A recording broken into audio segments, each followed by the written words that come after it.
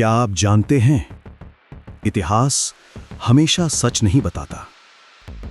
कुछ सभ्यताएं इतनी उन्नत थीं, इतनी शक्तिशाली थीं कि उनका अचानक से गायब हो जाना आज भी विज्ञान के लिए एक गहरी पहेली है।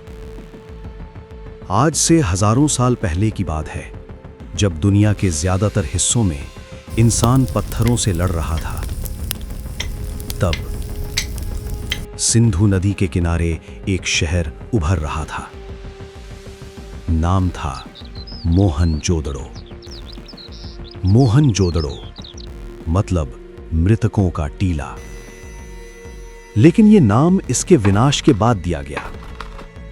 अपने समय में यह शहर मृत नहीं था, बल्कि ये एक जीती जागती सभ्यता का सबसे चमकता उदाहरण था। सीधी सड़कें, पक्की ईंटों के मकान, ढकी हुई नालियां और हर घर तक पानी की व्यवस्था। आज से लगभग 4500 साल पहले यह सब किसी चमत्कार से कम नहीं था। मोहनजोदड़ो में कुछ भी बेतरतीब नहीं था। हर ईंट एक ही नाप की, हर सड़क एक योजना का हिस्सा, हर नाली स्वच्छता की गहरी समझ का सबूत। यहां तक कि अमीर और गरीब के घरों में भी बहुत ज्यादा फर्क नहीं था। तो क्या ये एक समान समाज था, या फिर कोई ऐसी सत्ता थी जो बराबरी थोपती थी?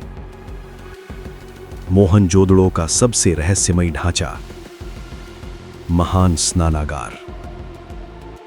एक विशाल जलकुंड जहां पानी को खास तरीके से भरा और निकाला जाता था।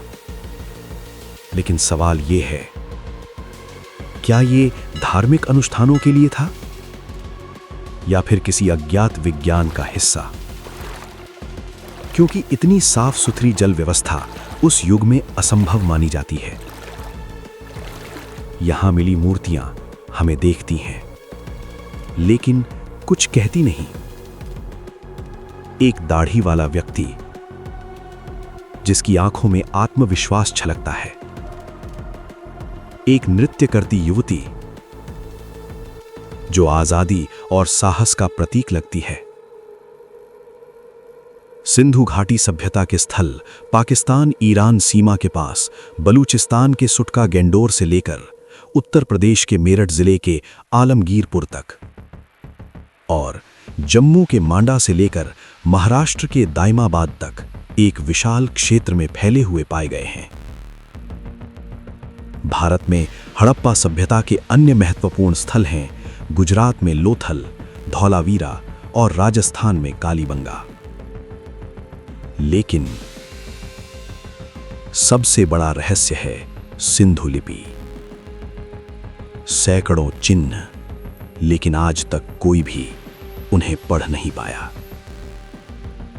क्या यह भाषा जानबूझकर हमसे छुपा दी गई, या फिर हम अभी उसकी लायक नहीं बने? मोहनजोदड़ो में कोई महल नहीं मिला, कोई राजा नहीं, कोई विशाल मंदिर नहीं। तो फिर सवाल उठता है, इतने बड़े शहर को कौन चला रहा था? क्या यह सभ्यता किसी अदृश्य नियम से चलती थी, या फिर लोग खुद ही अनुशासित थे? इतिहास में ऐसा उदाहरण बहुत कम मिलता है। और फिर सब कुछ रुक गया। सड़कें वीरान हो गईं, घरों में जिंदगी ठहर गई। कहीं जले हुए अवशेष मिले, कहीं एक साथ गिरे हुए कंकाल। कुछ लोग कहते हैं भयानक बाढ़ आई, कुछ कहते हैं जलवायु बदली, और कुछ आज भी ये सवाल उठाते हैं, क्या कोई अचानक आई आपदा थी जो इंसानी समझ से परे थी?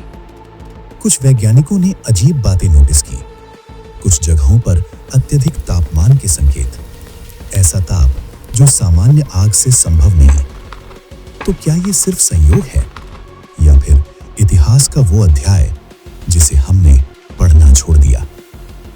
मोहनजोदड़ो सिर्फ मिट्टी नहीं, ये एक आईना है जो हमें दिखाता है कि इंसान कितना आगे जा सकता है और कितनी जल्दी सब कुछ खो भी सकता है। मोहनजोदड़ो मिट गया, लेकिन उसका सवाल आज भी जिंदा है। अगर इतनी उन्नत सभ्यता एक दिन अचानक खामोश हो सकती है, तो क्या हमारा भविष्य वाकई सुरक्षित है?